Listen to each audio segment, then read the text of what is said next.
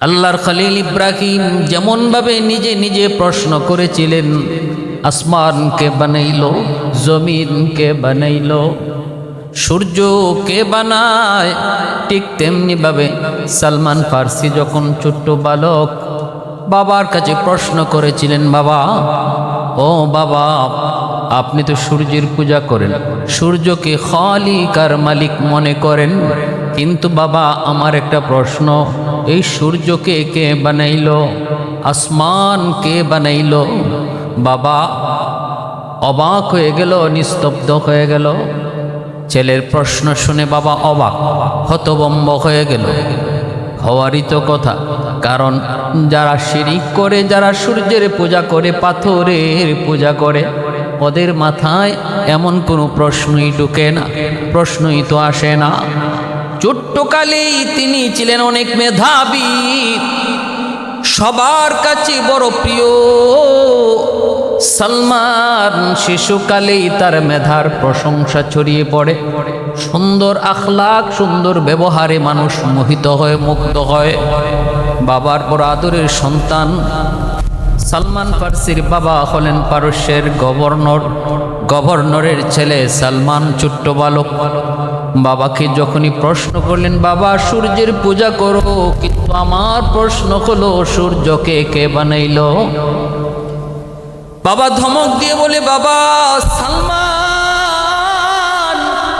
এমন প্রশ্ন করে না বাবা, এই প্রশ্ন করো না। আমি যেভাবে সূর্যের পূজা করি, তুমিও এইভাবে সূর্যের পূজা করো। সালমান কয়, বাবা গো, আমার পক্ষে এমনটা সম্ভব নয়, আমাকে জানতে হবে খালিক আর মালিক, প্রকৃত মালিক কে, খালিক কে, মালিক কে। দ্বিতীয় দিন যায় বলতেছে, বাবা বলো জমিন কে বানাইলো? বাবা আবারও খেপে গেল। বাবারে বললাম তো, তুই এমন কোনো প্রশ্ন করিস না, এই প্রশ্ন করা ঠিক না, এর কোনো সমাধান নেই। কিন্তু সালমান কয়, বাবা জবাব তোমাকে দিতেই হবে, নতবা জবাব আমাকে খুঁজে বের করাই লাগবে। বাবা কিংকর্তব্য বিমূঢ় হয়ে ছোট্ট বালক সালমানকে তিনি একটা খামারের দায়িত্ব দিয়ে দিলেন। বাবা বুঝেছি, তুমি এখন থেকে কাজে লাগো, আমার খামার দেখাশোনার দায়িত্ব তোমার। খামারের দায়িত্ব দিয়ে দিলেন। সালমান তিনি এবার খামারের দায়িত্ব পালন করেন। হঠাৎ একদিন তিনি পাশেই শুনতে পেলেন, পাশে একটা গির্জা থেকে তাওরাত কিতাবের সুমধুর আওয়াজ ভেসে আসতেছে। একজন পাদ্রী তাওরাত কিতাবের সুন্দর করে তাওরাত কিতাব পাঠ করে। তখন তো তাওরাত সঠিকই ছিল, তাওরাত আসমানি কিতাব, ইনজিল আসমানি কিতাব, কিন্তু এই কিতাবগুলাকে ওরা পরিবর্তন করেছে, মন গড়া কিছু কথা ঢুকাইছে, মন গড়া কিছু কথা আবার বাদ দিয়েছে। কিন্তু কোরআন একমাত্র আসমানি কিতাব, যেই কিতাবের ভিতরে আজও পর্যন্ত কেউ কলম ধরে নাই, কিয়ামত পর্যন্ত কোরআনের একটা হরফ তো দূরের কথা, একটা নুক্তা পর্যন্ত কেউ পরিবর্তন করতে পারবে না। কারণ হলো হাজারো হাজারো নয়, কোটি কোটি মানুষের দিলের ভিতরে আল্লাহ পাক তার কুদরতে কোরআনকে আল্লাহ আমানত রেখে দিয়েছে। 100টা কোরআন পড়াইবা, 100 জন হাফেজকে পড়াও, 1000 কোরআন পড়াইবা, 1000 হাফেজ রেডি। এটা আল্লাহ পাকের কুদরত। আমার ভাইয়েরা, বন্ধুরা, যুবক, এজন্য বলি, সালমান ছোট্ট বালক তিনি চলে গেলেন গির্জায়। গির্জায় যে তিনি পাদ্রীর কাছ থেকে তাওরাতের কথাগুলি শুনলেন। এই কথাগুলো তো আল্লাহর কথাগুলো শুনে তার বড় ভালো লাগলো। মনের ভিতরে অনেকগুলি প্রশ্নের জবাব তিনি পেয়ে গেলেন, মনের ভিতরে অনেকগুলি প্রশ্নের জবাব তিনি পেয়ে গেলেন। তখন তার মনে হলো, আমি আমার উদ্দেশ্যের অনেক কাছাকাছি যাইতেছি, এক ধাপ আগায় গেছি, এক ধাপ আগায় গেছি। তিনি বলে ফেললেন, আপনি কোন ধর্মের? কয় খ্রিস্টান ধর্ম। এটা কোন কিতাব? কয় আসমানি কিতাব। নাম কি? তাওরাত। আমার মনের অনেকগুলি প্রশ্নের জবাব আমি এই কিতাবের মধ্যে পেয়েছি। অতএব আমার আব্বা যেই ধর্ম গ্রহণ করেন, আমার আব্বা যেই ধর্ম পালন করেন, এই ধর্ম কখনো সত্য ধর্ম হতে পারে না। সূর্য কখনো খালিকার মালিক হতে পারে না, জমিন কখনো খালিকার মালিক হতে পারে না। আমাকে আপনি খ্রিস্টান ধর্ম গ্রহণ করান। ছোট্ট অবস্থায় তিনি খ্রিস্টান ধর্ম গ্রহণ করে ফেললেন। এইদিকে বাবা খামারে গেল ছেলেকে দেখার জন্য, পায় না। অপেক্ষা করার পর সালমান এসে বলতেছে, আব্বা আমি তো খ্রিস্টান ধর্ম গ্রহণ করে ফেলেছি, কারণ ওই তাওরাতে আমি আমার মনের অনেকগুলা প্রশ্নের জবাব পেয়েছি, আর আমার বুঝ হয়ে গেছে বাবা আপনি যে ধর্ম পালন করেন এটা সত্য নয়, এটা কখনো সত্য হতে পারে না। কারণ সূর্য মানুষের সৃষ্টিকর্তা হতে পারে না, কারণ সূর্যেরও একজন খালিক রয়েছে, সূর্যেরও একজন সৃষ্টিকর্তা রয়েছে। প্রচন্ড আকারে বাবা খেপে গেল। সাথে সাথে সালমানকে বাড়িতে নিয়ে বাবা বলতেছে, বাবা তুই আজকে বাবার ধর্ম ত্যাগ করলি, তুই আজকে নিজের বড় পণ্ডিত মনে করলি, ঠিক আছে যা, আজ থেকে তুই আমার ছেলে না। তেজ্য পুত্র করে দিল, নিজের বাড়ি থেকে বের করে দিল, সব কিছু থেকে বঞ্চিত করে ছেলেকে বের করে দিল। সালমান তখন বলতেছেন, বাবা গো বাবা আমি আমার মালিককে তালাশ করার জন্য, আমি আমার মাবুদকে তালাশ করার জন্য যদি তোমার বাড়ি ছাড়তে হয়, সকল সম্পদ থেকে বঞ্চিত হতে হয়, বাবা আমি তাও রাজি, কিন্তু আমার আসল মালিক বের করা লাগবে। এই বলে সালমান ফার্সি তিনি তার বাবার কাছ থেকে বের হয়ে আসলেন, রাজ দরবার থেকে বের হয়ে আসলেন। অজানা গন্তব্যে তিনি বের হয়ে গেলেন। কই যাবেন, কোথায় যাবেন তিনি জানেন না। পারস্য থেকে চলে আসলেন সিরিয়ায়। সিরিয়া তখন অনেক খ্রিস্টান পাদ্রী থাকতো। তিনি এরকম একজন খ্রিস্টান পাদ্রীর সাথে তার সাক্ষাৎ হলো। উদ্দেশ্য তার একটাই, কেমন করে আল্লাহ পাওয়া যায়, কেমন করে খালিকার মালিকের পরিচয় পাওয়া যায়। পাদ্রীর কাছে কয়েকদিন থাকতে লাগলেন। পাদ্রীর কাছে থাকতেছেন, এক পর্যায়ে তিনি দেখতে পেলেন এই পাদ্রী ভালো না, এই পাদ্রীরও চরিত্র খারাপ, সে মানুষের সম্পদ শুধু নেওয়ার তালে আছে। মূলত এ পাদ্রী না, মূলত এ পাদ্রীর বেশ ধরছে একটা বাটপার, সে একটা চিটার। মানুষজনের ধর্মীয় অনুভূতিকে পুঁজি করে সে অর্থ কামায়। এমনকি কলসের মধ্যে স্বর্ণ মুদ্রা রাইখা এই কলস ভইরা স্বর্ণ মুদ্রা মাটির নিচে জমায় রাখে, সাধারণ মানুষকে ধোঁকা দেয়। এই জিনিসটা ছোট্ট বালক সালমান ফার্সির নজরে পড়া মাত্রই তিনি বুঝে গেলেন, আমি উদ্দেশ্য আমার ভালো, কিন্তু ভুল জায়গায় আমি এসেছি। আমাদের সমাজেও এমন কিছু মানুষ পাওয়া যাবে রে যুবক, ধর্মীয় অনুভূতিকে পুঁজি বানায়া কিছু বাটপার, কিছু চিটার দেখবেন তারা এরকমভাবে মাজারে বিভিন্ন আল্লাহর ওলিদের কবরস্থানের পাশে ওরা বহু বড় ধরনের চিটারি বাটপারিতে মেতে উঠে। মূলত এরা যে বেশ ধরছে, শালু কাপড় লাগাইছে, চুলে জ্বর ধরাইছে, এগুলা সাধারণ মানুষকে বোকা বানানোর জন্য। মূলত এদের উদ্দেশ্য হলো ধোঁকাবাজি, বাটপাড়ি, চিটারি। আজকে সিলেটে যায়, শাহজাল মাজারে গেলেও পাবেন, শাহপুরান গেলেও পাবেন, আপনি বাইজিৎ বুস্তামির মাজারে গেলেও পাবেন। গাঞ্জা খায়, চুলে জট লাগানো, দাড়িতে জট লাগানো, শালু কাপড় পরা, এরকমভাবে ইল্লাল্লাহর জিকিরও করে, আবার গাঞ্জাও খায়। সাধারণ মানুষকে ধর্মীয় অনুভূতির পুঁজি বানায় তারা এরকম ধোঁকা দেয়। ঠিক তেমনিভাবে সালমান ফার্সি তিনি বুঝে গেলেন। তিনি এখান থেকে বের হয়ে আবার তিনি খুঁজতে লাগলেন এমন কোনো মানুষ পাওয়া যায় কি না যার মাধ্যমে আল্লাহ পর্যন্ত পৌঁছা যায়, যার মাধ্যমে আল্লাহর পরিচয় পাওয়া যায়, এমন কোনো একজন খাঁটি মানুষ পাওয়া যায় কিনা গো, যার সোহবতে সালমান ফার্সি যেতে চান। আরেকজন পাত্রী সাক্ষাৎ পেলেন, যা দেখেন তার কাছেও কয়েকদিন থাকার পরে দেখলেন এও ভালো না, এরও চরিত্র খারাপ, সে নারী লুবি, ধর্মীয় অনুভূতিকে পুঁজি বানায় আসে, নারীদেরকে ভোগ করে। এটা ওনার নজরে পড়ল। এমনটাও কিন্তু রয়েছে। আজকে দেখবেন ভিন্ন ধর্মের মানুষ, আমরা এমনও দেখেছি হিন্দু ধর্মের একজন সন্ন্যাসী বিয়ে করে না, এটা নাকি তাদের ধর্মের বহুত বড় একটা উঁচু আমল। কিন্তু এই সন্ন্যাসী তার গুপ্ত আস্তানায় বহু আকাম কুকাম, বহু অন্যায় কাজে সে ধরা পড়ছে। এজন্য ভালো করে খেয়াল রাখবেন, ধর্মীয় অনুভূতিকে পুঁজি বানায় আমাদের সমাজও এমন রমরমা ব্যবসা চলে। অতএব আমাদের আগে খেয়াল রাখতে হবে, আমাদের বুঝতে হবে, আমাদেরকে যাচাই বাছাই করা লাগবে। আল্লাহ পাওয়ার জন্য কার কাছে যাব সেটাও নিজের কোনো সিদ্ধান্ত নয় রে যুবক।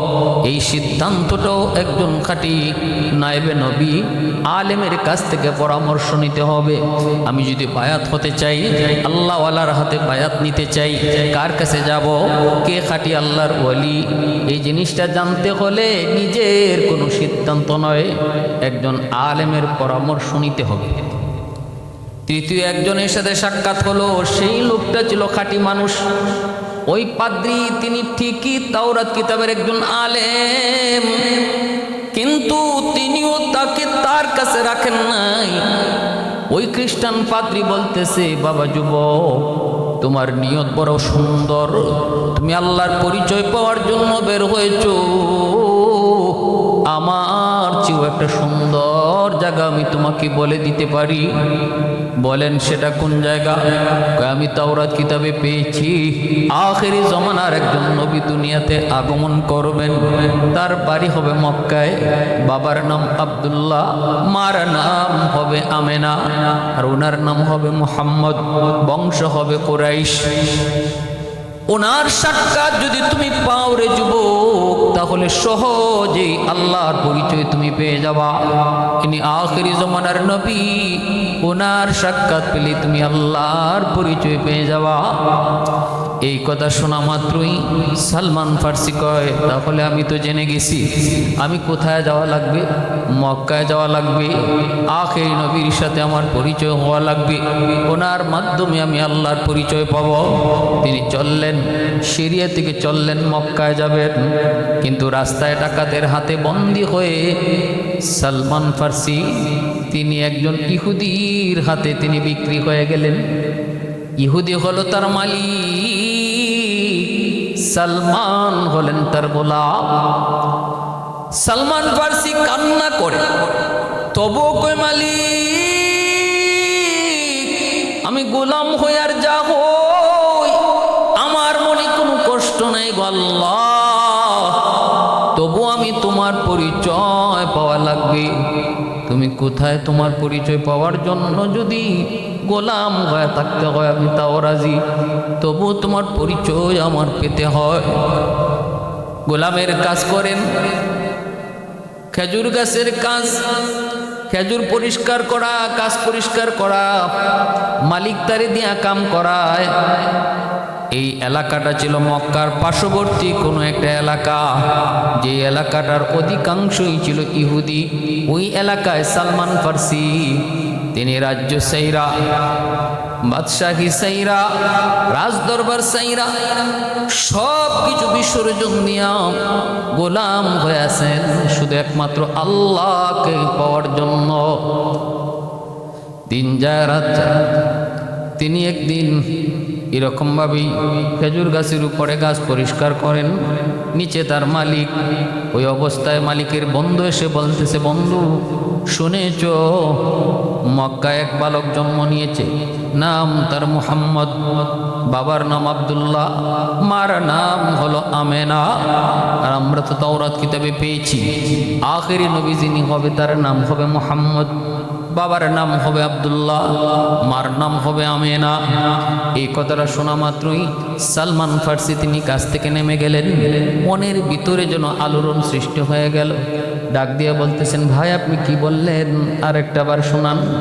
কয় হ, আমাদের তাওরাত কিতাবে আছে আখেরি নবী যিনি হবেন, রাহমাতুল লিল আলামিন যিনি হবেন, নাম হবে মুহাম্মদ, বাবার নাম হবে আব্দুল্লাহ, মার নাম হবে আমেনা, বংশ হবে কুরাইশ। এই বালক জন্ম নিয়েছে মক্কায়। শোনা মাত্রই সালমান ফার্সির দিলের ভিতরে যেন একটা প্রশান্তি অনুভব হলো, প্রশান্তি অনুভব হলো। আমি যার সঙ্গে সাক্ষাতের জন্য রাজ্য সারলাম, রাজত্ব সারলাম, রাজ পরিবার সারলাম, মনে হয় আমি তার সন্ধান পেয়ে গেছি গো মালিক। ওয়াল্লাযীনা জাহাদু ফীনা লানাহদিয়ান্নাহুম সুবুলানা ওয়া ইন্নাল্লাহা লামাআল মুহসিনিন। আল্লাহ পাক কয়, আমাকে পাওয়ার জন্য যে চেষ্টা করে আমি তার জন্য আমাকে পাওয়ার অগণিত অসংখ্য রাস্তা খুলে দেই, সহজ করে দেই।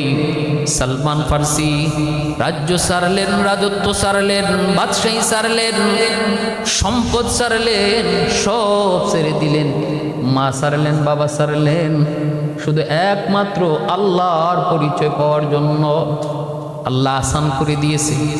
এবার তিনি অপেক্ষায়।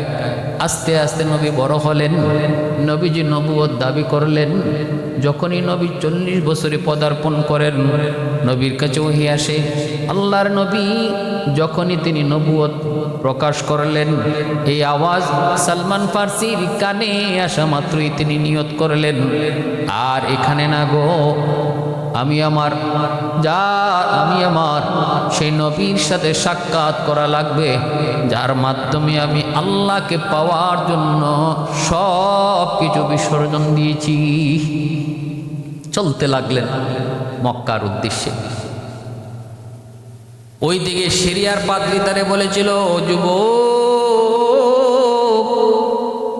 কোনদিন যদি তুমি তারে সাক্ষাৎ পাও, 3টা জিনিস তুমি তার খেয়াল করবা।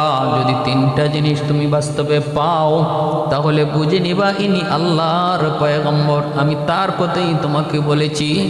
আর যদি 3 জিনিস না পাও, তাহলে তুমি ভুল জায়গায় গিয়েছো, ওনার কথা আমি বলি নাই। 1 নম্বর হলো, যার কথা আমি বলেছি, আখেরি নবী, রহমতের নবী মুহাম্মদ, যার নাম, বাবার নাম আব্দুল্লাহ, মার নাম আমেনা, তিনি আল্লাহর পয়গম্বর হলে 1 নাম্বার হলো তিনি সদকা কখনো গ্রহণ করবেন না। 2 নাম্বার হলো তিনি হাদিয়া গ্রহণ করবেন। 3 নাম্বার আলামত হলো তার পিঠের মধ্যে মোহরে নবুয়ত তুমি দেখতে পাবা। সালমান ফার্সি তিনি মক্কায় নবীজির সাথে সাক্ষাৎ করার আগে তিনি হাতে করে পরীক্ষার জন্য কিছু সৎকার মাল নিয়ে গেলেন। আল্লাহর নবীর কাছে যায়া সালমান ফার্সি মালগুলি রসুলের কাছে রাখলেন। নবী বলেন, আমি সৎকা গ্রহণ করি না। তখনই সালমানই দিন চলে গেলেন। দ্বিতীয় দিন তিনি কিছু মাল রাখলেন। রসুল বলেন, এটা হাদিয়া না সৎকা? বলে হাদিয়া। রসুল তখন হাদিয়াটা গ্রহণ করলেন। সালমান এবার 2টা আলামত পেয়ে গেলেন। এখন বাকি রয়েছে একটা আলামত, নবীজির পিঠে মোহরে নবুয়ত। আল্লাহর নবীর পিঠে মোহরে নবুয়ত থাকবে। সৎকা নেন না, হাদিয়া গ্রহণ করেন, পেয়ে গেলেন, কিন্তু পিঠের মোহরে নবুয়ত কেমন করে সালমানে দেখবে গো? এটা আমার মায়ার নবীর মোহরে নবুয়ত, কেমন করে সালমান দেখবেন? কেমন করে নবীকে বলবেন, নবী গো আপনার কাপড় উঠান, পিঠের কাপড়টা তুলেন, আমি আপনার মোহরে নবুয়ত দেখতে চাই। কেমন করে এই কথা বলবেন? কিন্তু শুধু এদিক সেদিক একটু চিন্তা ভাবনা করতেছেন, উকিঝুঁকি করেন। আল্লাহ পাক রব্বুল আলামিন তার হাবিবকে জানিয়ে দিলেন, বন্ধু সালমান 3টা আলামত চাইছে, 2টা পেয়ে গেছে, 1টা বাকি রয়েছে, তোমার পেটের মোহরে নবুয়ত দেখতে চায়। আল্লাহ পাক তার হাবিবকে জানিয়ে দিলেন। আল্লাহ পাক যখন যা কিছু তার হাবিবকে জানান, এটা আলিমুল গায়েব হয় না, এর দ্বারা রসুল আলিমুল গাইব না। আলিমুল গাইব হলো কেউ জানাইতে হয় না, নিজেই জানে। যেমন আল্লাহকে কেউ জানাইতে হয় না, আল্লাহ নিজেই জানেন। এজন্য আল্লাহ আলিমুল গাইব। আমার আপনার নবী কোনো কিছু অগ্রিম যদি বলতেন, সেটা রসুল নিজের থেকে বলতেন না। মা ইয়ান্তিকু আনিল হাওয়া ইন হুয়া ইল্লা ওয়াহিয়ুন ইউহা। রসুল বলেন আমি নিজের থেকে কিছুই বলি না, আমার আল্লাহ যা বলেন, যা জানার আমি তাই বলি। অতএব রসুল আলিমুল গায়েব না, কারণ রসুলকে আল্লাহ জানায়। আল্লাহ জানানোর কারণে রসুল জানান।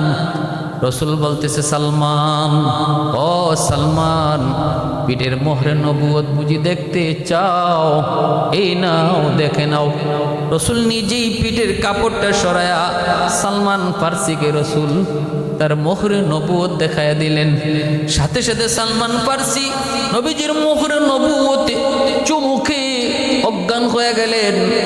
আর হাত দুটো বিছায়া বলতেছে, নবী গো, রাজ্য সেরেছি, রাজত্ব সেরেছি, মা সেরেছি, বাবা সেরেছি, সব সেরে এসেছি একমাত্র আপনার সন্ধানে।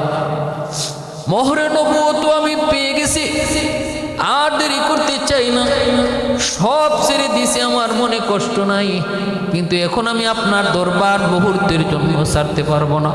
আমাকে এই মুহূর্তে কালেমা পড়ায় মুসলমান বানায় দেন। সালমান ফার্সি রসুলের হাতে হাত থেকে মুসলমান হলেন, তখন তার বয়স ছিল 120 বছর।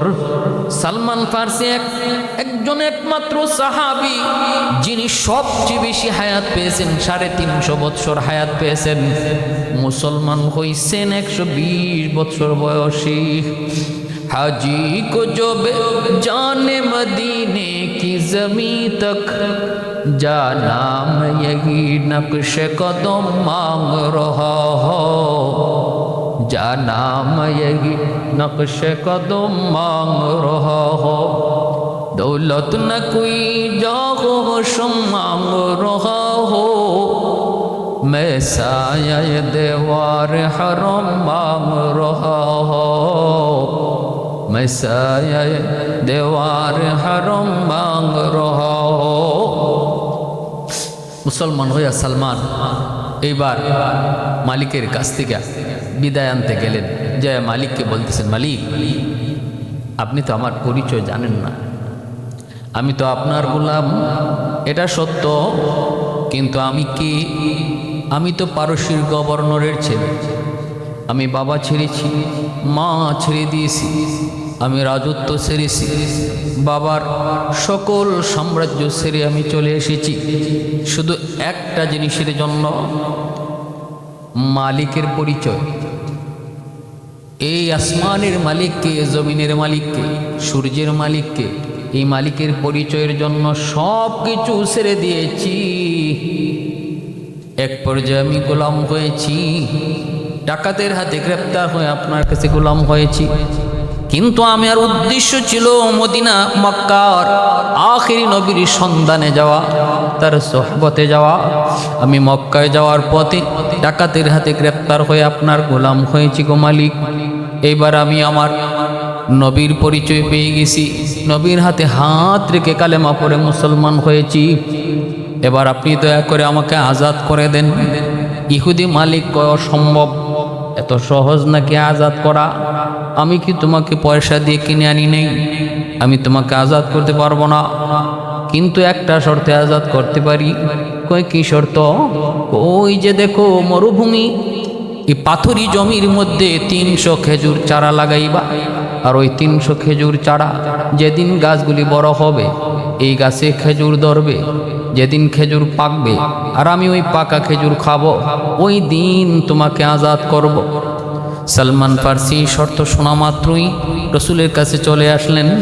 আইসা চোখের পানি ধরে কান্দের, নবী গো, আমি তো আপনার দরবার ছাড়া থাকতে পারবো না গো নবী। আমি মা ছেড়ে দিয়েছি, বাবা ছেড়ে দিয়েছি, রাজত্ব ছেড়ে দিয়েছি, কিন্তু আপনার দরবার ছাড়তে পারবো না গো নবী। কিন্তু আমার মালিক তো আমাকে মুক্ত করবে না, আমার মালিক তো আমাকে আজাদ করে না। এমন এক শর্ত লাগাইছি, এই শর্ত পূরণ হবেও না, আর আমার মুক্ত হওয়াও সম্ভব হবে না, আজাদ হওয়াও সম্ভব হবে না। রাসূল বলতেছে, সালমান বলো কি শর্ত তোমার মালিক লাগাইলো? আমার মালিক বলে সে নাকি পাথরি জমিতে 300 খেজুর চারা লাগাবো আমি, আর ওই 300 খেজুর চারা যেদিন বড় হবে, খেজুর গাছে খেজুর ধরবে, এই খেজুর পাকবে, ওই খেজুর গাছ থেকে যেদিন খেজুর সে খাবে সেদিন আমি আজাদ হব। অগনবীজি একটা চারা লাগানোর পর ওই চারাটা খেজুর ধরা পর্যন্ত সময় বসতে তার 15 বছর লাগে। অতএব 15 বছরের ভিতরে তো কল্পনাই করা যায় না কেমন করে কি করব। আর আমি তো আপনার দরবার এক মুহূর্ত ছাড়াও থাকতে পারবো না, এখন আমি কি করি? কয়া সালমান চোখের পানি জড়ায় জড়ায় কাঁদতেছে। আল্লাহ নবী সালমান ফারসির চোখের পানি মুছেন আর বলেন, সালমান আপনি কাঁদেন না, চলেন, রসুলের চেয়ে অনেক বয়সে বড় ছিলেন। আল্লাহর নবী বলেন, আপনি কাঁদবেন না, যান যায় মালিককে বলেন চারা আমরা লাগাবো, চলেন। আমাদের কাম হলো চেষ্টা করা, চূড়ান্ত গন্তব্যে পৌঁছায় দেওয়া মালিকের কাম। রসুল বলতেছেন, ওমর 300 খেজুরের চারা রেডি করো, আলীকে সঙ্গে নিয়া। ওমর আলীকে সঙ্গে নিয়া নবীজি সালমান ফারসিকে সাথে লইয়া মালিকের ওই পাথুরি জমিতে রসুল হাজির হলেন। এরপরে আল্লাহ রসুল গর্ত খনন করতেছেন। এক হলো পাথুরি জমি, যেখানে মাটি নাই, মাটি ছাড়া গাছ হয় কেমন করে, সেই জায়গায় রসুল একটু ছোট ছোট গর্ত করে চারাগুলো লাগাইতেছেন। আর হযরত ওমরকে বলতেছেন চারাগুলি লাগাও, আলীকে বলতেছেন চারাগুলি লাগাও, সালমানকে বলতেছেন চারাগুলি লাগাও। 300 চারা লাগানোর পর রসুল নিজের মোবারক হাতে রসুল পানি দিলেন। পানি দিয়ে আল্লাহর নবী বলতেছে, সালমান, ওমর আসো, আমরা আমাদের কাম করেছি, এইবার আমার আল্লাহ তার কামটা পুরা করবে। এই বইল আল্লাহর রসুল হাত উঠে দিলেন, মালিক আমরা আমাদের কাম করেছি, ওয়াল ইতমামু মিনাল্লাহ, আমরা আমাদের কাম করেছি, এইবার মালিক তুমি তোমারটা করো। চারা লাগানো আমাদের কাম, পানি দেওয়া আমাদের কাম, কিন্তু এই চারা গাছকে বড় করা, এই চারা গাছে ফল ধরানো, এই ফল পাকানো, সব কিছু তোমার কাম।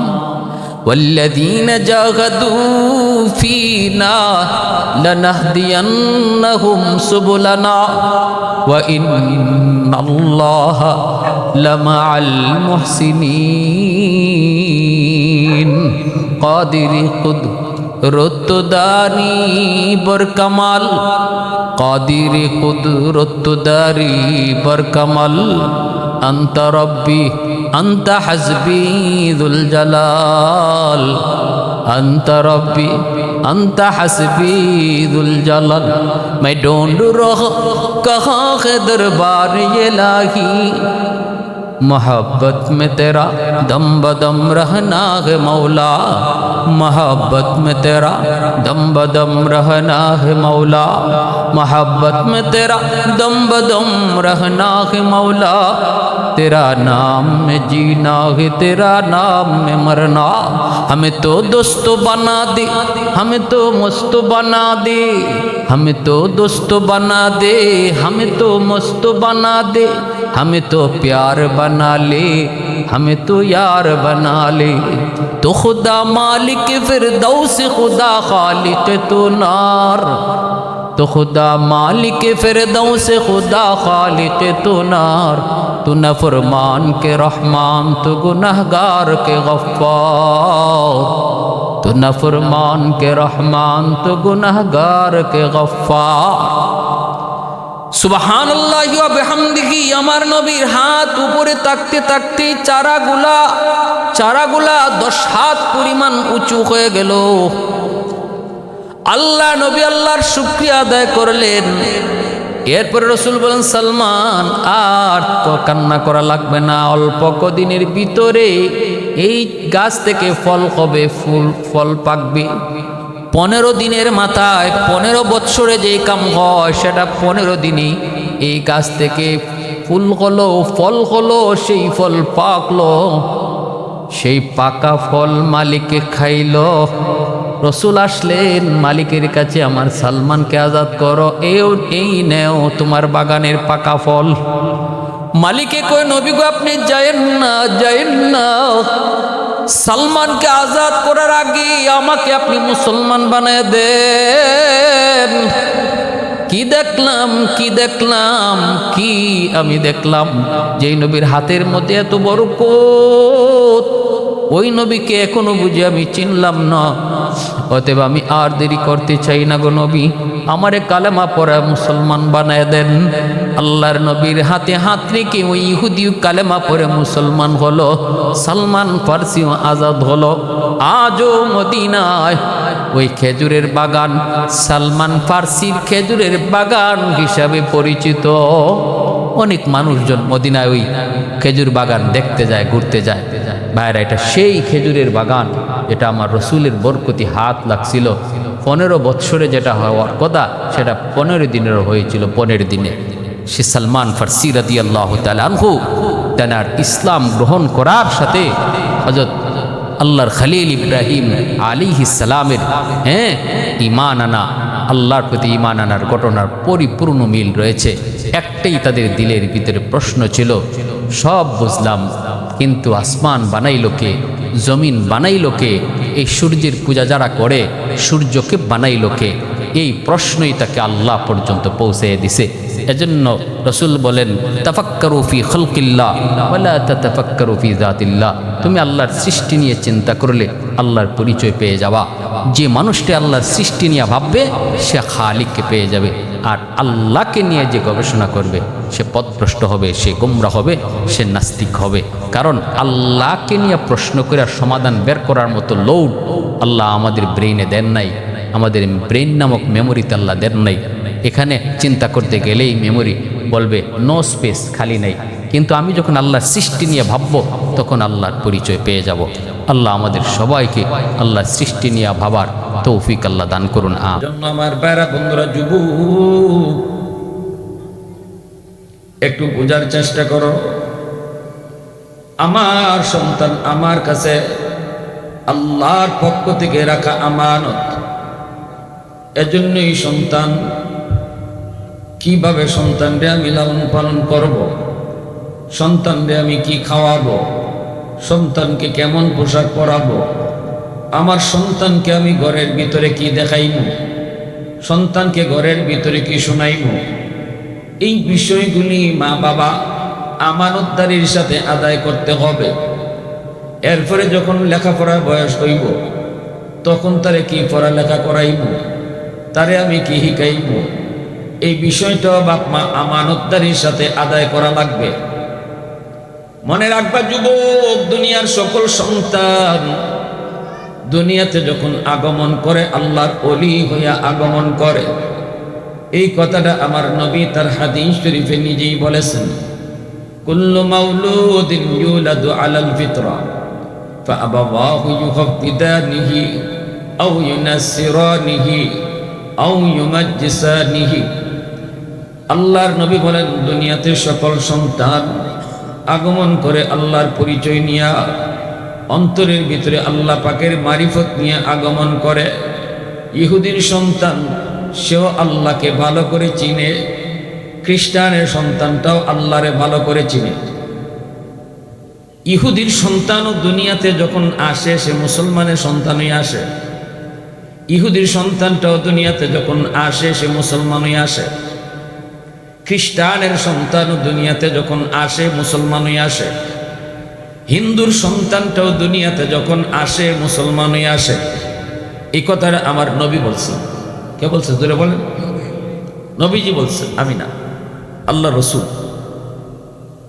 আল্লাহর নবী বলেন, ফাআবাওয়াহু ইউহাফিদানিহি আও ইউনাসসিরানিহি আও ইউমাজ্জিসানিহি আও কামা ক্বালান নবিয়্যু আলাইহিস সালাতু ওয়াস সালাম। এরপরে নবীজি বলেন, তার মা তার বাবা তার ইহুদি বানায়, বাপ মা তার নাসারা বানায়, খ্রিস্টান বানায়, বাপ মা তারে হিন্দু বানায়, মূর্তি পূজারী বানায়, অগ্নি পূজারী বানায়। নবীজি বলছে তার বাপ মার কারণে সে ইহুদি হয়, বাপ মার কারণে সে নাসারা হয়, কিন্তু দুনিয়ায় আসছে নাসারা হইয়া না, দুনিয়াতে সে ইহুদি হইয়া আসে নাই, দুনিয়ায় আসছে মুসলমান হইয়া। এ যুবক, শুধু মুসলমান নয়, আল্লাহ পাকের মারিফত অন্তরের ভিতরে এমন ভাবে লালন করে মঈনুদ্দিন চিশতি, আব্দুল কাদের জিলানী যেমন করে আল্লাহকে চিনে রে যুবক, এইভাবে তোমার আমার সন্তানও আল্লাহকে চিনে। আল্লাহু আকবার জোরে করো। এমন ভাবে আল্লাহকে চিনে, আল্লাহকে জানে। দুনিয়াতে সন্তান আসছে নামাজি হইয়া, নামাজ ভালো করে চিনে দুনিয়ায় আইছিল, আল্লাহরে ভালো করে চিনেই সে দুনিয়া আসছিল। এরপরে তার বাপ মার কারণে, বাপ মার ভুল সিদ্ধান্তের কারণে, বাপ মা আমানতদারির সাথে তারে বড় না করার কারণে, আমানতদারির সাথে তারে লালন পালন না করার কারণে সন্তান বেনামাজি হইছে, সন্তান ঘুষখোর সুদখোর হইছে, সন্তান মদখোর গাঞ্জাখোর হয়েছে, সন্তান ভিন্ন পথে বেলাইনে বেপথে চলে গেছে। নবীজি বলেন এক নম্বরে দায়ী হলো বাপ মা। ঘরের পরিবেশ, ঘরের পরিবেশ, সন্তান গড় আইছে, দুনিয়াতে আইছে, আইয়া ঘরের পরিবেশ এখন দেখতেছে। গড় হইল তার জীবনের প্রথম মাদ্রাসা, আর বাপ মা হইল সন্তানের জীবনের প্রথম শিক্ষক, ঠিক না? সন্তানের জীবনের প্রথম শিক্ষক হইল বাপ মা, আর আমার সন্তানের সর্বপ্রথম মাদ্রাসা হইল তার ঘর। এই জন্য বাচ্চারা প্রথম মাদ্রাসায় প্রথম শিক্ষকের কাছ থেকে যা দেখবে, যা শিখবে, যা বুঝবে, এটা মরণ পর্যন্ত আসর থাকবে। এটা সহজে ভুলে না, এটা সহজে ভুলে না। কারণ বাচ্চাদের দিল দেমাগ কাদামাটির মতো। শিশুকালে আপনি যা দেখাইবেন, যা বুঝাইবেন, এটা কাদামাটিতে লেখলে যেমন লেখা যায়, লেখা বই যায়, এইভাবে তার কলজার মধ্যে বই দিব, তার মেমোরির ভিতরে রেকর্ড হয়ে যাবে। যেটা দেখব এটা ভিডিও আকারে রেকর্ড হইব, আর যেটা শুনবো এটি অডিও আকারে রেকর্ড হইব। বাচ্চা যেদিন বড় হইব, এতদিন বাপ মায়ের ঘরের ভিতরে তারা যা রেকর্ড করাইছে এটাই কিন্তু সাপ্লাই দিব। এখন মা বাবার সিদ্ধান্ত নেওয়া দরকার, আমার সন্তানের মেমোরিতে গান বাজনা আমি রেকর্ড করাইমু না কোরআন তেলাওয়াত রেকর্ড করাইমু। আমার সন্তানের মেমোরিতে নমাজ না পড়ার দৃশ্য রেকর্ড করাইমু না নমাজ পড়ার দৃশ্য রেকর্ড করাইমু, এটা বাপ মার সিদ্ধান্ত নিতে হবে। মা যদি বেনামাজি হয় তো সন্তান বেনামাজি হইব। সন্তান কিন্তু নামাজি হইয়াছিল, মারে নমাজ পড়ে না দেখতে দেখতে সন্তান বেনামাজি হইতেছে, বাপরে নমাজ পড়ে না দেখতে দেখতে সন্তান বেনামাজি হইতেছে। বেনামাজির বদ আসর সন্তানের উপরে দিয়ে পড়তেছে। কি ভাই অসুবিধা দিতেছে আপনাদের? একটু ভালো করে বুঝেন, রোগ আমাদের কোথায় আর চিকিৎসা দেই কোথায়? রোগ আমরার কোনানো আর চিকিৎসা দেই কোনানো, এটা বোঝা দরকার। আগে তো রোগ ধরন লাগবে, এরপরে না চিকিৎসা, ঠিক না? বর্তমান ডাক্তার হলতের মতো হইলে তো উপায় নাই, খালি টেস্ট দিব, খালি টেস্ট। রোগ ধরাধরির নামে কোনো খবর নাই, গেলে ওই 10টা টেস্ট করে যাও, ঠিক না?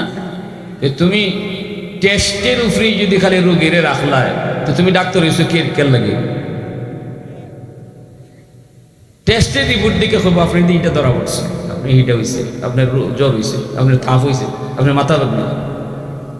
এগুলা যদি টেস্টের উপরে, কারণ কি রোগ না ধরে চিকিৎসা করলে কখনো রোগ ভালো হয় যেরকম ঠিক কিনা?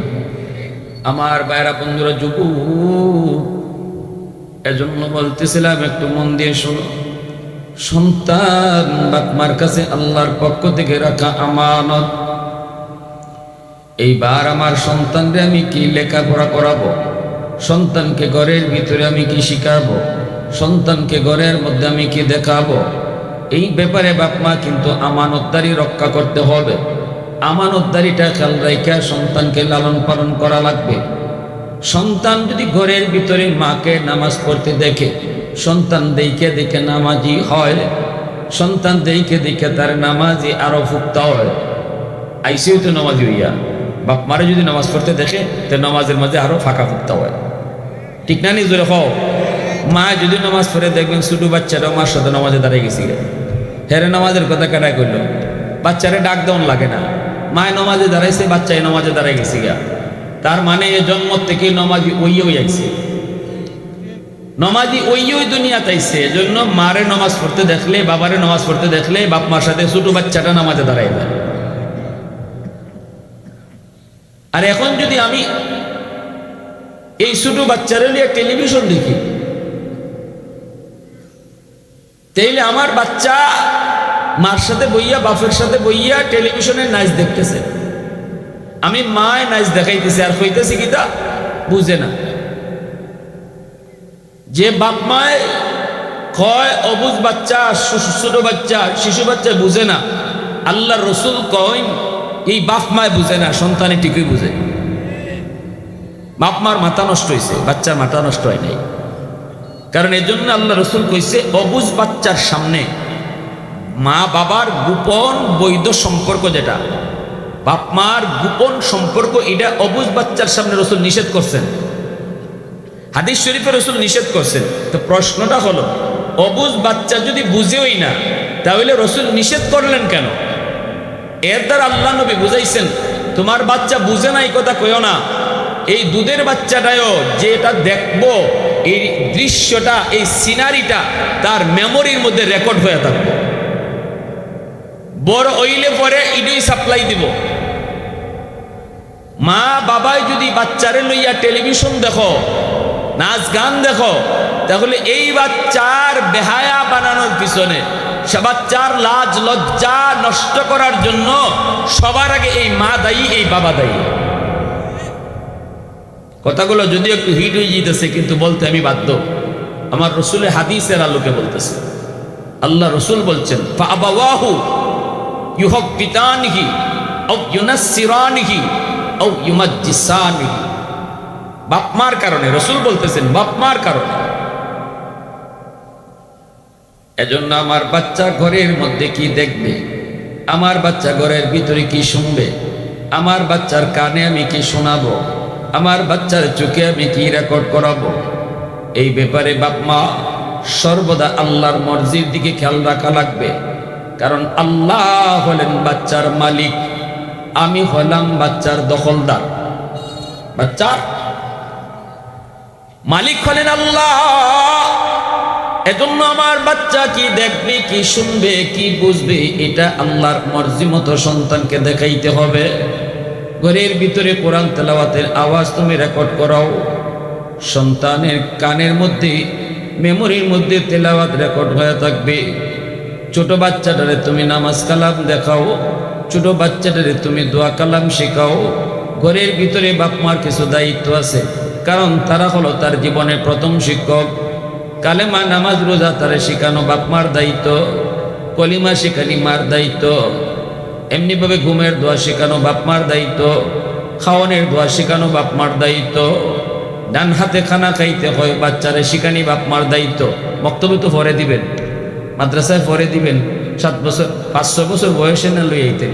আমরা মা বাপ, আমরা 5-6 বছর মাদ্রাসায় স্কুলে ভর্তি হইবার আগেই আলহামদুলিল্লাহ আমরার যুগে শুরু কালে, আমরা এখানে আপনারাও আছেন যারা আমার বয়সের শুরু কালে বাপ মা এই দোয়া দুরুদ মা বাপে গড় শিখাইছে।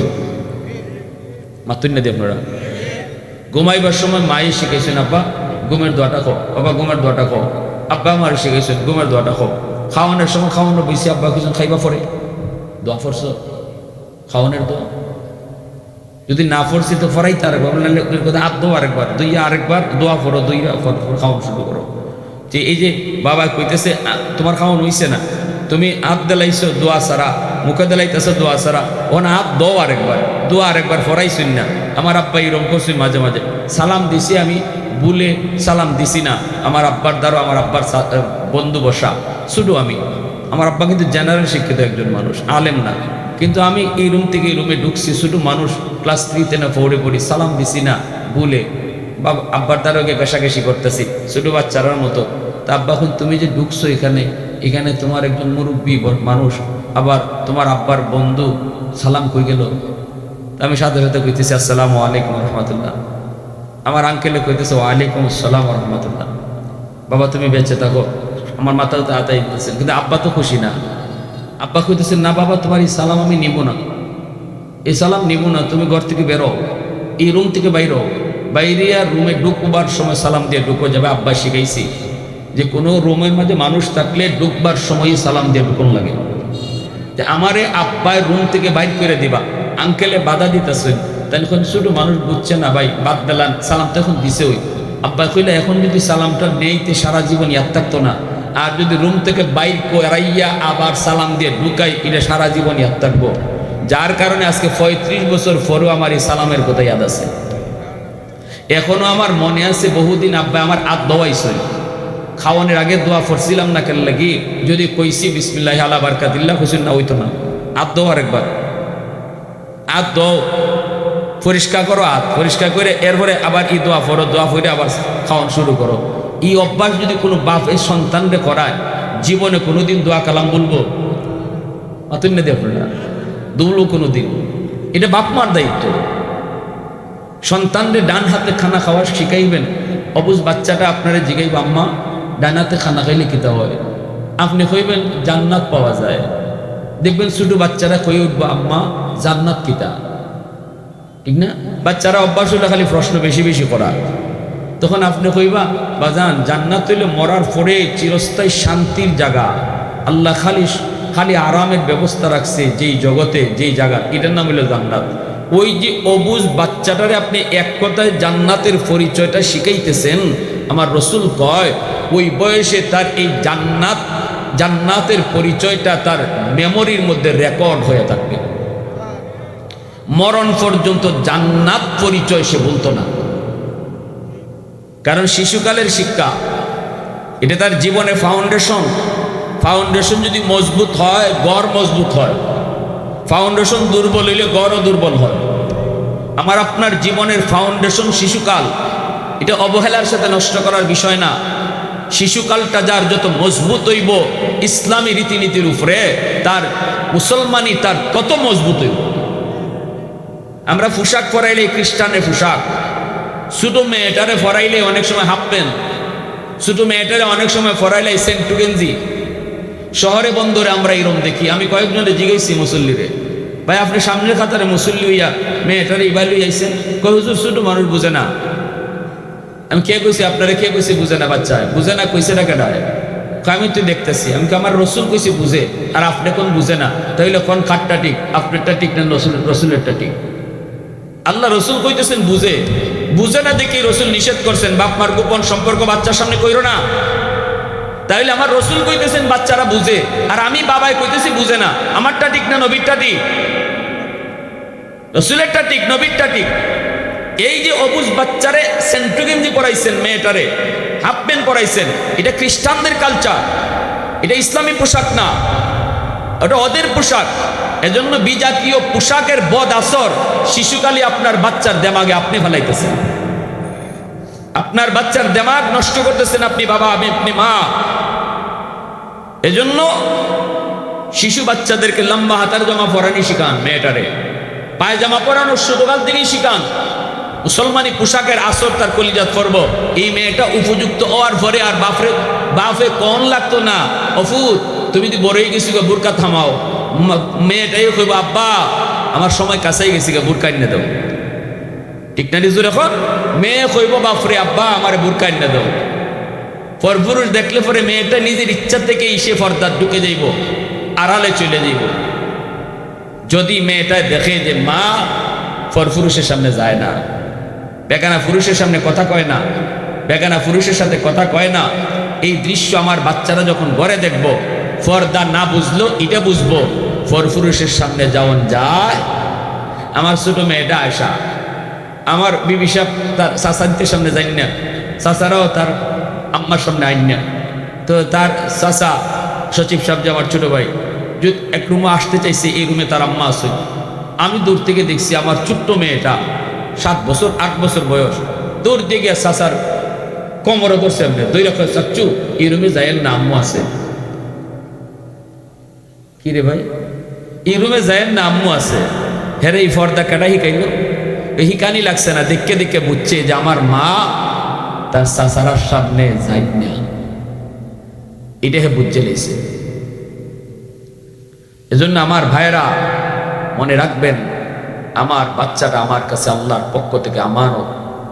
এই আমানতে খেয়ানত যারা করতেছি, আল্লাহর কাছে খেয়ানতকারীর কাঠ করায় বাচ্চায় দাঁড় করাইব, বাচ্চায় দাঁড় করাই দিব। বাপমার দায়িত্ব সঠিক করেন, বাপমা তার আমানতদারি ঠিক রাখেন, আমানতদারি ঠিক রাখেন। এজন্য আমার ভাইয়েরা বন্ধুরা বলতেছিলাম, ওই দিন আমার আব্বা আমারে ঘর থেকে বের করে যে সালাম দেওয়াইছিলেন, 35 বছর পরেও আজকে সেই সালামের কথা ইয়াদ আছে। আমি মা, আমি বাবা সন্তানকে ঘুমানোর সময় ঘুমের দোয়া শিখাবো, সন্তানকে খাওয়ানোর সময় খাওয়ানোর দোয়া শিখাবো, আল্লাহর কথা তার কানে ঢুকায় দিব, আমার নবীর সুন্নতের কথাও তার কানে ঢুকায় দিব, নবীর নাম তার কলিজার ভিতরে ঢুকায় দিব। শিশুকালে আল্লাহর নাম, নবীর নাম তার কলিজার ভিতরে ঢুকলো। আল্লাহর কাছে এই জিনিসটা এত ভালো লাগে। এজন্যই তো আল্লাহ পাক রব্বুল আলামিন দুনিয়ার সমস্ত মানুষকে একজন বাবার কথা কোরআনের মধ্যে উল্লেখ করে জানায় দিয়েছেন। পবিত্র কোরআনুল কারীমের ভিতরে একখান সূরা আছে সূরাতুল লুকমান, পবিত্র কোরআনের ভিতরে একখান সূরা আছে সূরাতুল লুকমান। নাম শুনছি আমরা অনেকে।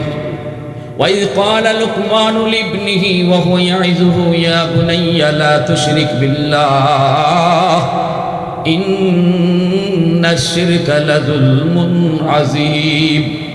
আল্লাহ পাক কয়, ও দুনিয়ার মানুষ, আল্লাহ তার হাবিবের স্মরণ করায় দেয়। বন্ধু, লোকমান যখন তার সন্তানকে আমি আল্লাহর পরিচয় শিখাইতেছিল, লোকমান যখন তার সন্তানকে সুন্দর করে ডাইকা নেকির কাম গুনার কামগুলা সন্তানকে বুঝাইতেছিল, আমি আল্লাহর কাছে ওই বাবার কথাগুলি এত ভালো লাগলো, ওই বাবার কথাগুলিকে আমি আল্লাহ আমার কথা বানাইয়া কোরআনের আয়াত বানাইয়া দিলাম।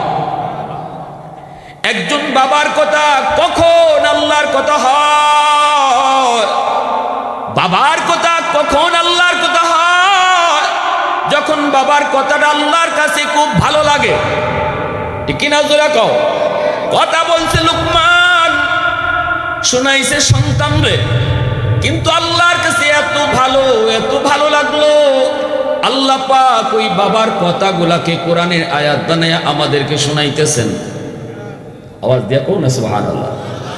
প্রশংসা করব কার? একটু জোরে আওয়াজ দিয়া কার? वहदत की हिफाजत नहीं बेकुव्वत बाजू, वहदत की हिफाजत नहीं बेकुव्वत बाजू, आती नहीं कुछ कामी हक़ खुदा दा, आती नहीं कुछ कामी हक़ खुदा दा।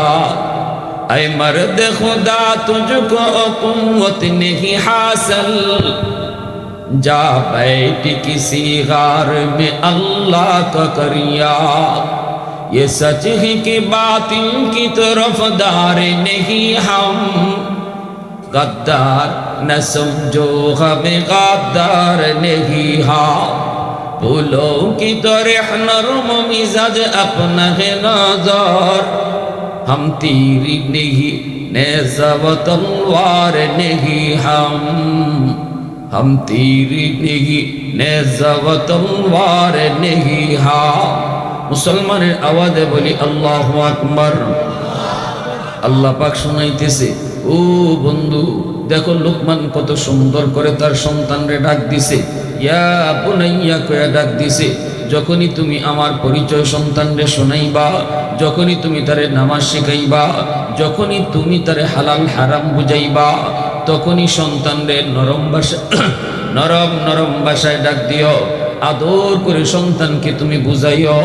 এই বেটা গালি দিয়া সন্তানরে নামাজ শিখাও না, আল্লাহ কিন্তু বুঝাইতেছে। দেখো লোকমান কয় বাজান, ও বাজান। বুনাইয়া শব্দের অর্থ হলো বাজান, ও আমার কলিজার টুকরা সন্তান। কলিজার টুকরা সন্তান কইয়া আল্লাহ পাক রব্বুল আলামিন কয় দেখো লোকমান কত সুন্দর করে তার সন্তানরে ডাক দিছে। আমাদেরকেও আল্লাহ শিখাইতেছে, বুঝাইতেছে, সন্তানরে যখন আমার পরিচয় শিখাইবা, সন্তানরে যখন নামাজ শিখাইবা, সন্তানকে যখন দোয়া দরুদ শিখাইবা, তখন আদর করে ডাইকো, সুন্দর করে ডাইকো, মায়ার ডাকে ডাইকো, না ধমক দিয়া না গালি দিয়া সন্তানকে নামাজ শিখায় না। এটা আল্লাহ শিখাইতেছে। আল্লাহু আকবার জোরে কও, আরো জোরে কও আল্লাহু আকবার, আরো জোরে আল্লাহু আকবার। এজন্য আমার ভাইরা, যুবক, আমার সন্তান আমার ঘরে আমার কাছে আমানত, আল্লাহর পক্ষ থেকে আমানত। এখন আমার সন্তানরে খাওয়াইমু ফরাইমু, এটাও হালাল খানা খাওয়াইতে হইব। সাবধান, হারাম খানা যদি সন্তানরে খাওয়াই আমানতদারিতে খেয়ানত হইব। সন্তানরে তুমি হালাল খানা খাওয়াইবা, সুদের টাকা ঘরে ঢুকে যদি সন্তানরে তুমি লালন পালন করো, আমানতে খেয়ানত করছো। এই সন্তান সুদের টাকা দিয়া বড় হইতো, এটা নিজেও চায় না। কিয়ামতের ময়দানে কইব, মালিক আমি তো আইছিলাম আব্দুল কাদের জিলানী হইয়া, আমার বাপে সুদের টাকা ঘরে ঢুকাইয়া আমার বুজুর্গি নষ্ট করছে, ঠিক না? আমার মা হারাম খানা পাকাইয়া আমার বুজুর্গি নষ্ট করেছে। আল্লাহ আমি তো এমন ছিলাম না, আমি তো এমন ছিলাম না। হারাম রক্ত দ্বারা মানুষের বুজুর্গি নষ্ট হয়, আমল নষ্ট হয়, ইমানের নূর কমে যায়। এজন্য যুবক, সাবধান সাবধান, সন্তানের মায়ায় পইরা কখনো হারাম খানা করে ঢুকায়ও না। তুমি মনে করো সন্তানকে খাওয়াইতেছো, না না, বরং সন্তানরে তোমার বিরুদ্ধে মামলা দায়ের করা বানাইতেছো।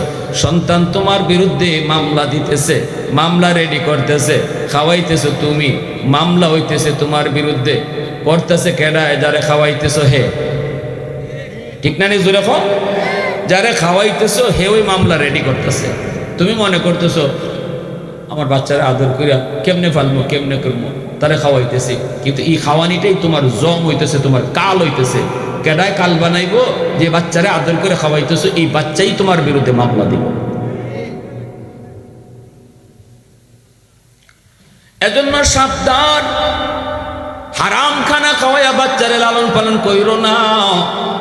এই আদর আদর থাকতো না, এটা তোমার লাগি জম হইব, কাল হইয়া দাঁড়াইব। কাল কে তোমার জন্য কাল বানাইব? কয় আদরের কলিজার টুকরা সন্তানে। তারপরে ধর্মীয় পোশাক তারে পরাও, এরপরে তারে দোয়া দরুদ করে শিখাও। মা নামাজ পড়ো, পর্দার ভিতরে থাকো, হে পর্দা দেখে দেখে শিখো। বাবা নামাজ পড়ো, তোমার সন্তান তোমার নামাজ দেখে দেখে নামাজ শিখুক। এখন বাবাই যদি ঘরের ভিতরে বাচ্চার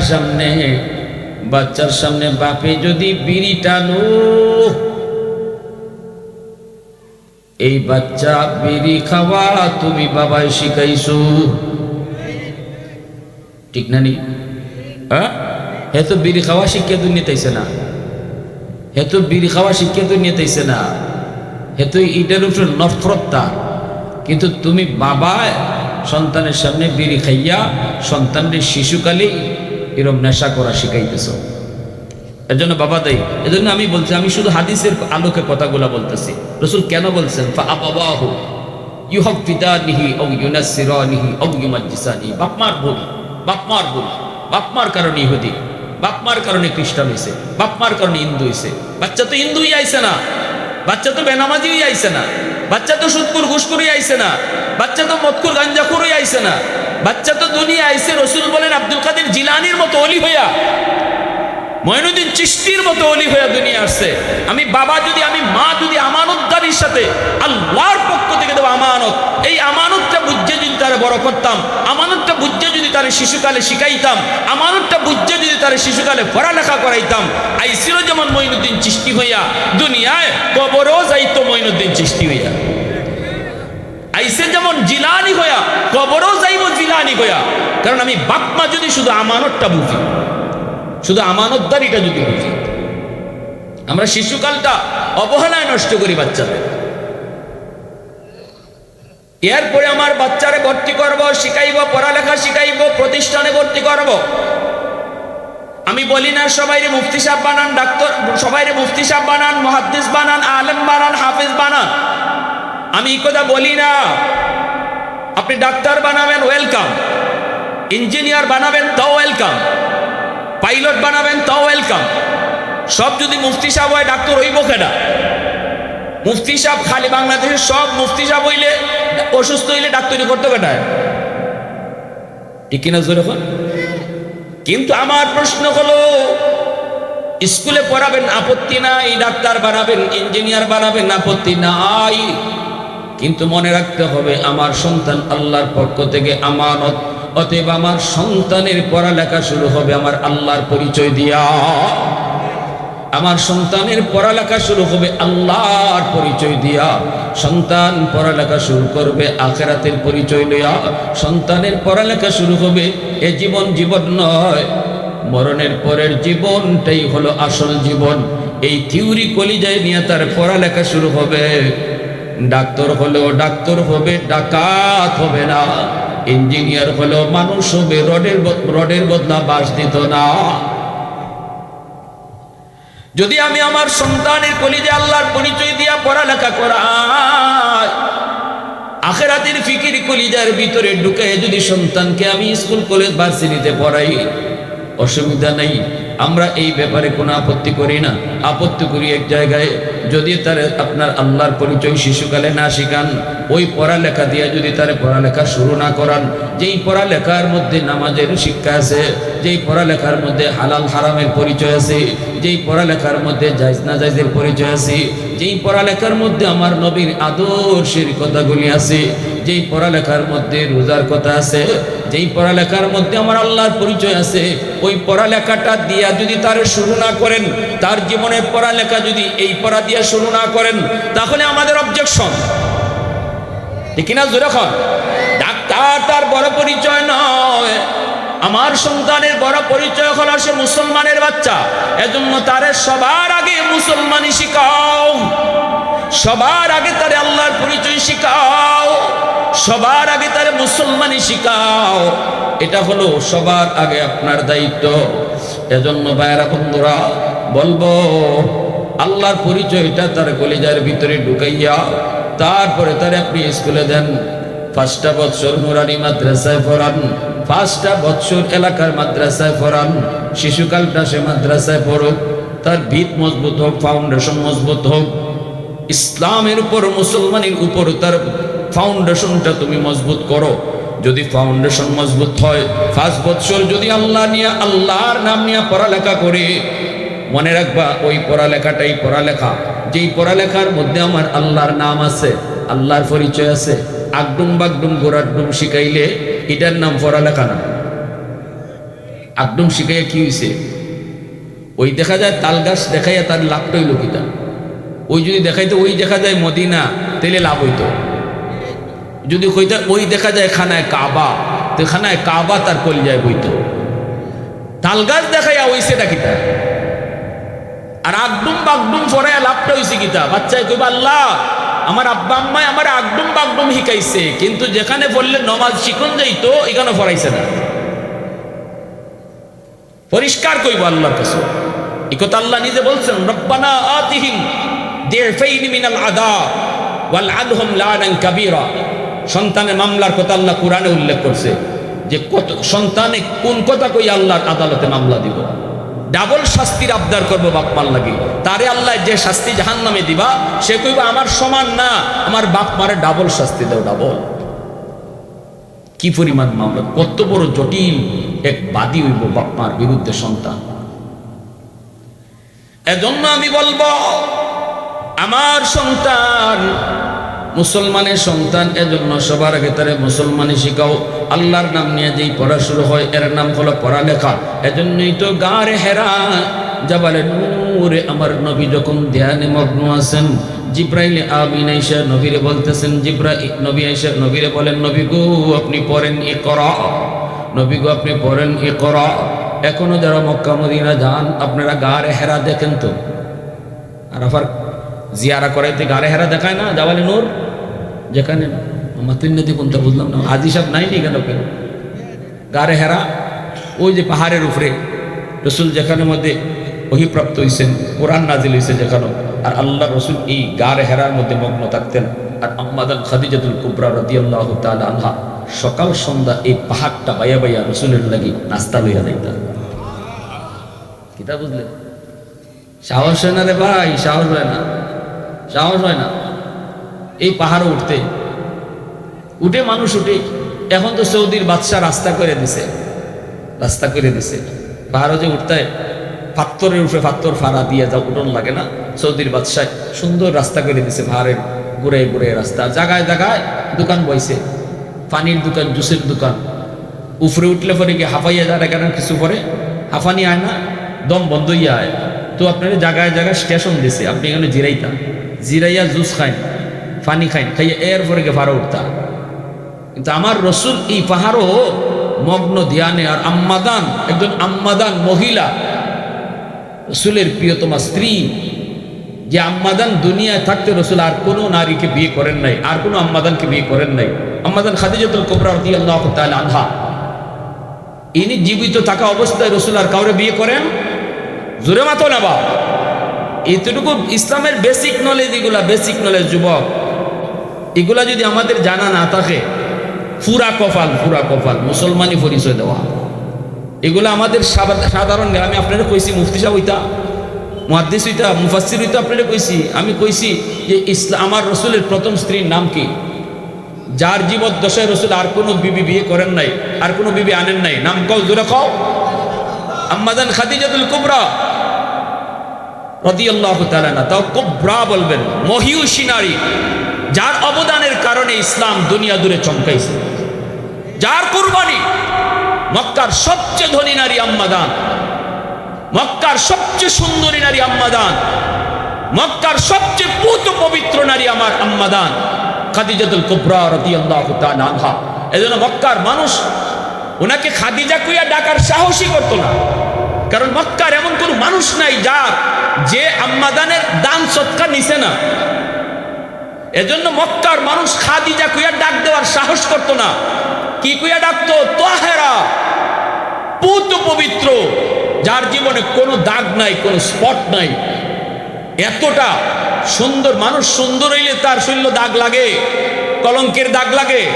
একজন মেয়ে মহিলা সুন্দরী হইলে পরে কতজনের নজর পড়ে, কিন্তু আম্মাজান মক্কার সবচেয়ে সুন্দরী নারী, মক্কার অসংখ্য অগণিত যুবক মনে মনে চাইতো বিয়ে করার, অনেক রাজার বাদশার পোলারাও অফার দিত বিয়ের, কিন্তু কেউ কোনোদিন চোখ তুল্লা তাকাইবার সাহস করছে না। এতটা পুত পবিত্র ছিলেন, যার আন্তর্জাতিক মানের ব্যবসা ছিল। মক্কায় শুধু তার ব্যবসা নয়, পৃথিবীর বিভিন্ন দেশে তার ব্যবসা জড়িত ছিল।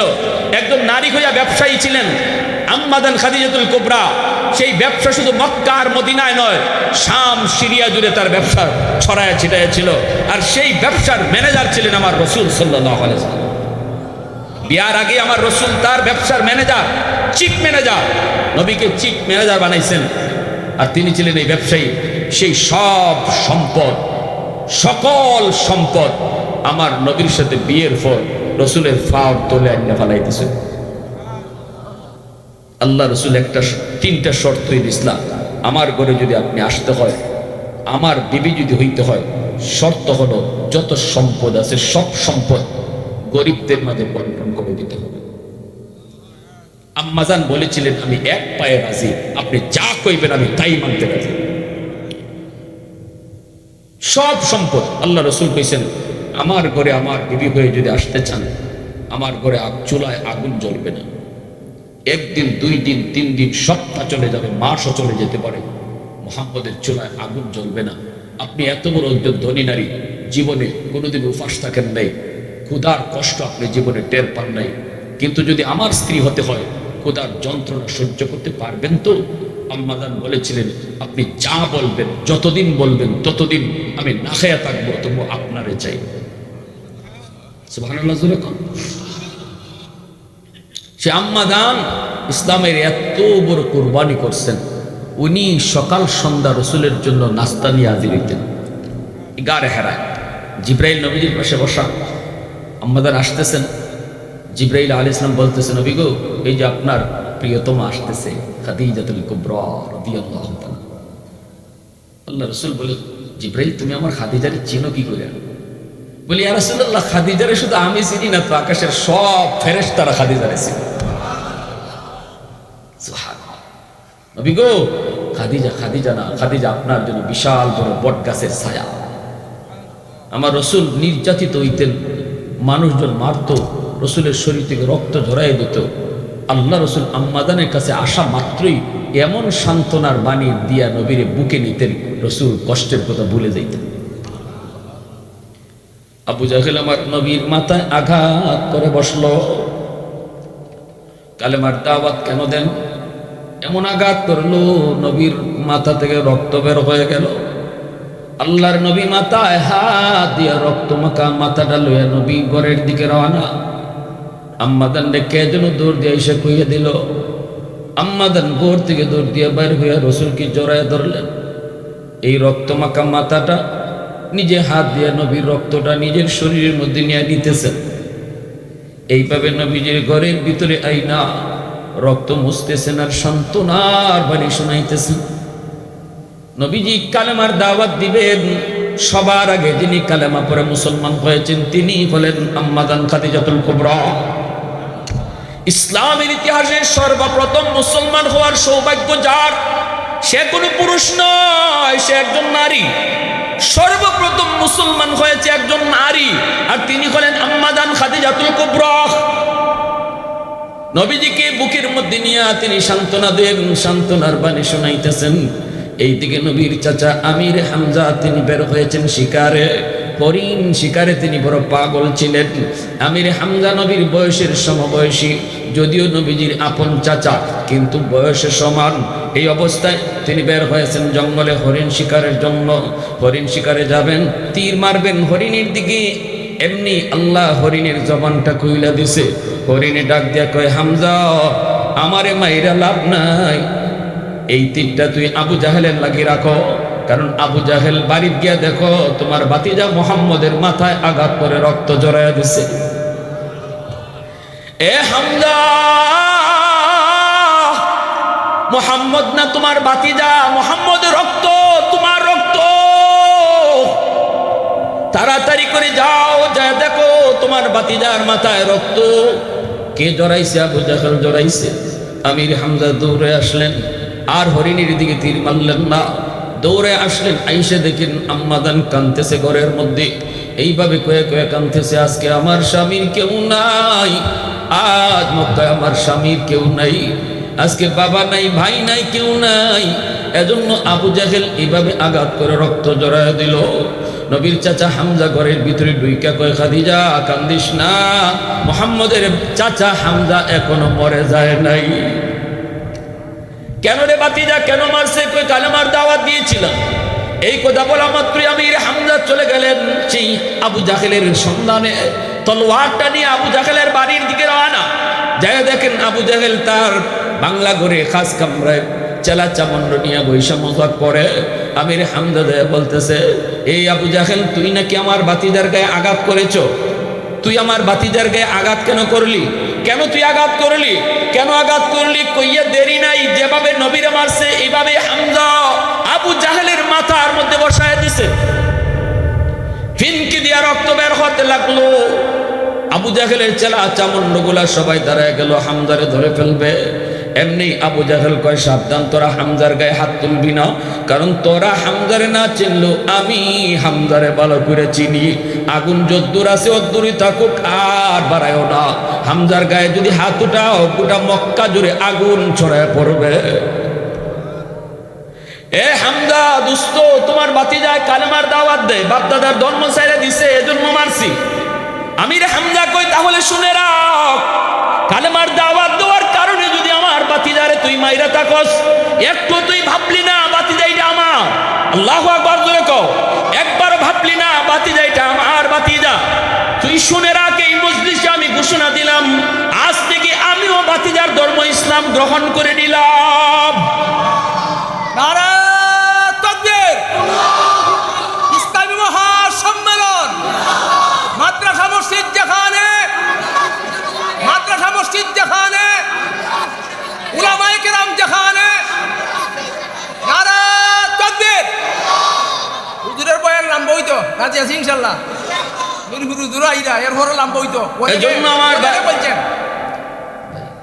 এজন্য আমার ভাইরা বন্ধুরা বলতেছিলাম, আমির হামজা রাদিয়াল্লাহু তাআলা আনহু আম্মাদান খাদিজাতুল কুবরা রাদিয়াল্লাহু তাআলা আনহা, আম্মাদান কি পরিমাণ সান্ত্বনা নবীরে দিছেন।